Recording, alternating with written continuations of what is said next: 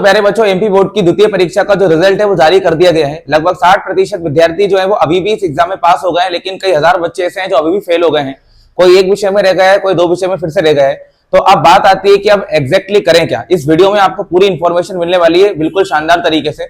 मैं कोई भी डाउट आपका नहीं छोड़ूंगा, और उसके बाद भी अगर कोई डाउट रह जाता है तो कमेंट सेक्शन बिल्कुल खुला पड़ा है, आप उसमें जाकर डायरेक्ट कमेंट कीजिएगा।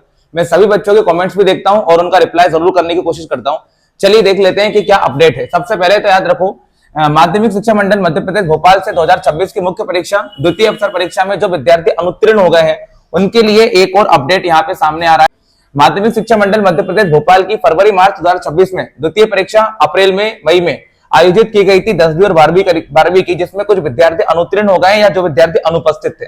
तो बात करते हैं अनुपस्थित विद्यार्थी की, तो भाई एक ही विद्यार्थी अनुपस्थित था पूरे बच्चों में से।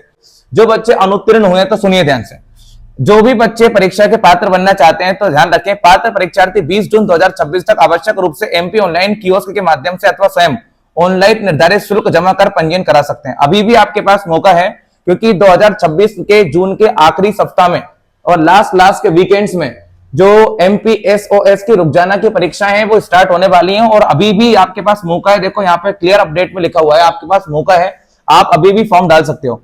परीक्षा प्रश्न पत्र मध्य प्रदेश माध्यमिक शिक्षा मंडल के पाठ्यक्रम के अनुसार ही होंगे तथा केवल अनुत्तीर्ण विषयों की परीक्षा देनी होगी। जिसमें आप अभी भी अनुत्तीर्ण हैं उसकी परीक्षा आपको दे देनी है। आप बिल्कुल कंफ्यूजन में मत रहिए। अगर आप 1 या 2 विषय में अनुत्तीर्ण है तो जाइए एमपी ऑनलाइन पर फॉर्म डाल दीजिएगा। राज्य मुक्त स्कूल शिक्षा बोर्ड भोपाल द्वारा दी गई जाएगी, जिसमें पूर्व में उत्तीर्ण विषयों के प्राप्तांक दर्शित होंगे। अगर आप पहले से किसी विषय में पास हो चुके हैं तो उसके ही अंक आपकी एमपीएसओएस की मार्कशीट में दिखाए जाएंगे।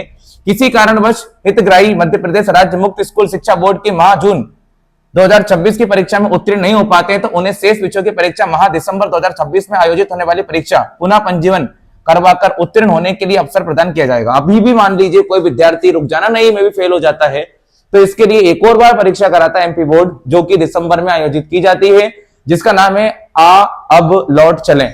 तो आपको वहां तक तो जाना ही नहीं है, मेरी बात मान लीजिए। जून की जो परीक्षा है उसको तो आप दे ही सकते हो।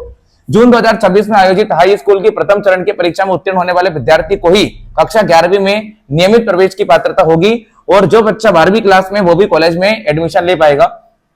द्वितीय चरण में उत्तीर्ण परीक्षार्थियों को कक्षा 11वीं में नियमित प्रवेश नहीं मिल पाएगा, परंतु वे अगले वर्ष 2026 के ओपन स्कूल बोर्ड द्वारा आयोजित कक्षा 12वीं की ओपन स्कूल परंपरागत परीक्षा में सम्मिलित हो सकते हैं। अगर कोई बच्चा दिसंबर में पेपर देता है, मान लो रुकजाना नहीं में फेल हो जाता है, तो उसके लिए अवसर क्या रहेगा कि वो डायरेक्टली रुकजाना नहीं बोर्ड के द्वारा 12वीं का एग्जाम प्राइवेट फॉर्म भर के दे सकता है। और अगर अभी भी कोई डाउट आपके दिमाग में रह गया है तो वीडियो